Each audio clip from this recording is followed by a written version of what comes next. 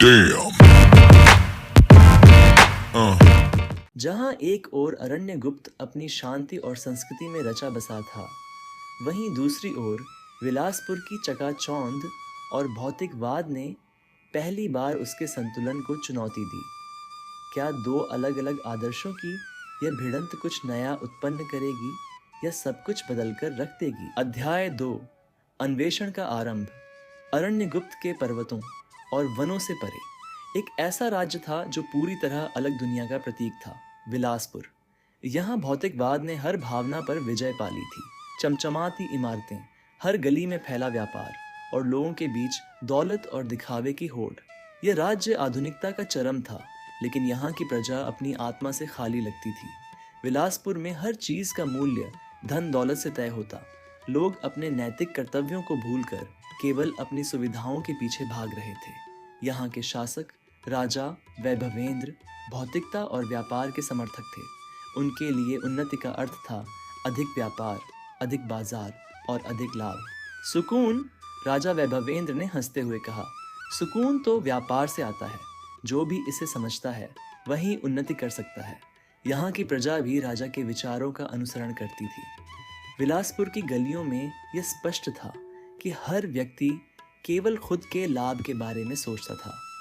अरण्यगुप्त और विलासपुर का संपर्क। विलासपुर और अरण्यगुप्त के बीच वर्षों से सीमाएं थीं। दोनों राज्यों का कोई सीधा संबंध नहीं था, लेकिन समय के बदलाव के साथ राजनीति ने इन सीमाओं को मिटाना शुरू कर दिया।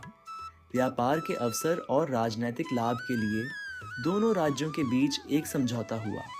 अरण्यगुप्त के साधारण, संतुलित जीवन और विलासपुर के चमक धमक भरे माहौल का टकराव शुरू हुआ। विलासपुर के व्यापारी धीरे धीरे अरण्यगुप्त की धरती पर कदम रखने लगे। सामान, रंगीन कपड़े, चमचमाती गहने और अत्याधुनिक औजार अरण्यगुप्त के गांवों में उत्सुकता का विषय बन गए। ये सामान कितने सुंदर हैं, एक ग्रामीण ने कहा, लेकिन हमें इनकी ज़रूरत क्यों होगी? पर धीरे धीरे ये सवाल महत्वहीन हो गया।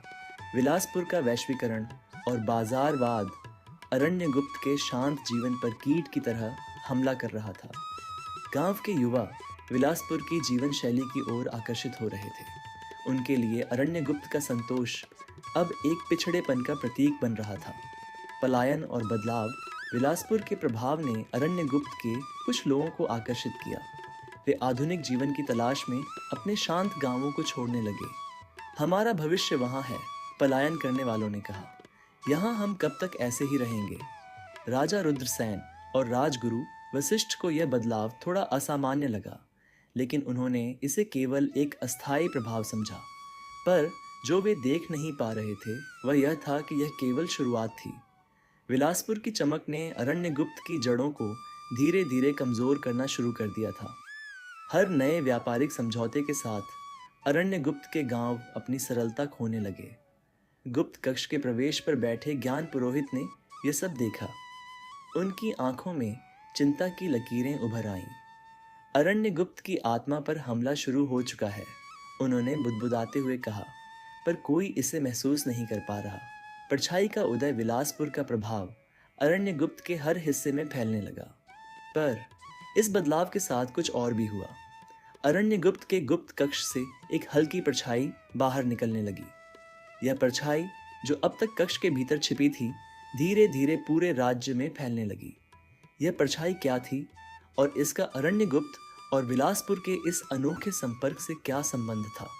अगले अध्याय में गुप्त कक्ष का पहला रहस्य उजागर होगा और परछाई का सच सामने आएगा। और जैसे जैसे विलासपुर का प्रभाव बढ़ता गया, अरण्यगुप्त की आत्मा पर छाए संकट ने गहराई पकड़ ली।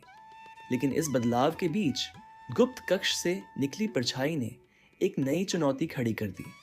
क्या यह परछाई अरण्यगुप्त को बचा पाएगी या यह सब कुछ समाप्त करने का संकेत है? जानने के लिए सुनते रहिए हमारी कहानी के अगले अध्याय में। चैनल को सब्सक्राइब करें और नोटिफिकेशन ऑन करें ताकि आप इस रहस्य से जुड़े हर पल का हिस्सा बन सकें।